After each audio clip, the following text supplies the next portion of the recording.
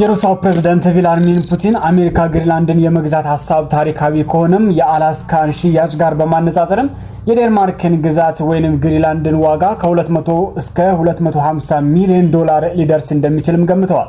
ስለ ግሪንላንድ እንግዲህ የእኛን ጨርሶ አይመለከተንም በግሪንላንድ ላይ የሚሆነው ነገር ያሉት ፕሬዝዳንቱም ነገር ግን በ19ኛው ክፍለ ዘመን 1867 ይመስለኛል ከዩናይትድ ስቴትስ ጋርም ተመሳሳይ ጉዳዮችን የመፍታት ልምዱ አለን ያሉት ፕሬዝዳንቱም እንደምናውቀው ሩሲያ አላስካን ሸጣለች ዩናይትድ ስቴትስም ደግሞ ከኛ ገዝታታለችም ብለዋል። ትውስታዬ በትክክል ካልካደኝ የአላስካ ስፋት 1,717,000 ካሬ ሜትር አካባቢ ነው። ምናልባትም ጥቂት ይበልጣል። ዩናይትድ ስቴትስ አላስካን ከኛ የገዛችውም በ7.2 ሚሊዮን የአሜሪካን ዶላር ነበርም ብለዋል። በእነዚህ ሁሉ 10 ዓመታት ውስጥም ያለ ዋጋ ግሽበት ከግምት ውስጥ በማስገባትም በዛሬው ዋጋ ሲሰላም ያ መጠን 150 ሚሊዮን ገደባም ይሆናልም ብለዋል።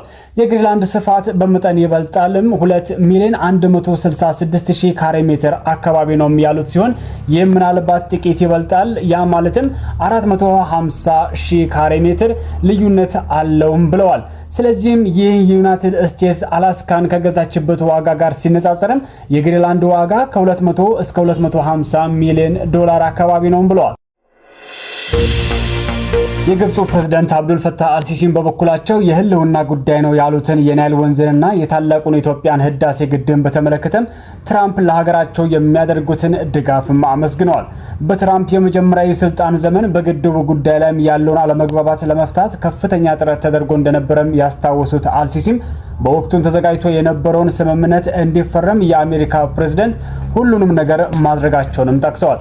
ፕሬዝዳንት ዶናልድ ትራምፕ በምላሻቸውም የታላቁን ኢትዮጵያ ህዳሴ ግድብ ግንባታም ቅድሚያ ሰጥተውም ተናግረዋል። ትራምፕ በዚሁም ንግግራቸውም የህዳሴውን ግድብ ከዓለም ግዙፍ ግድብ አንዱ እንደሆነም ጠቅሰው የግድቡን ግንባታ ወጪም የሸፈነችው ሀገራቸው እንደሆነም ተናግረዋል። እኔ አንድ ነገር በሆነ አሜሪካ ኢራንን ታፈነዳታለች ሲሉም የአሜሪካው ፕሬዝዳንት ዶናልድ ትራምፕ ተናገሩ።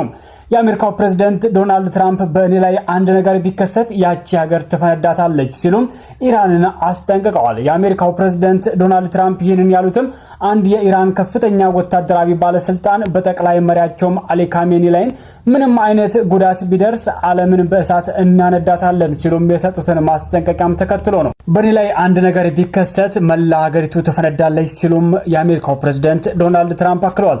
በጣም ጥብቅ መመሪያ ተሰጥቶኛል ያሉት የአሜሪካው ፕሬዝዳንቱም አንድ ነገር ቢፈጠርም ከምድረ ገጽ ያጠፋቸዋል ሲሉም አስጠንቅቀዋል።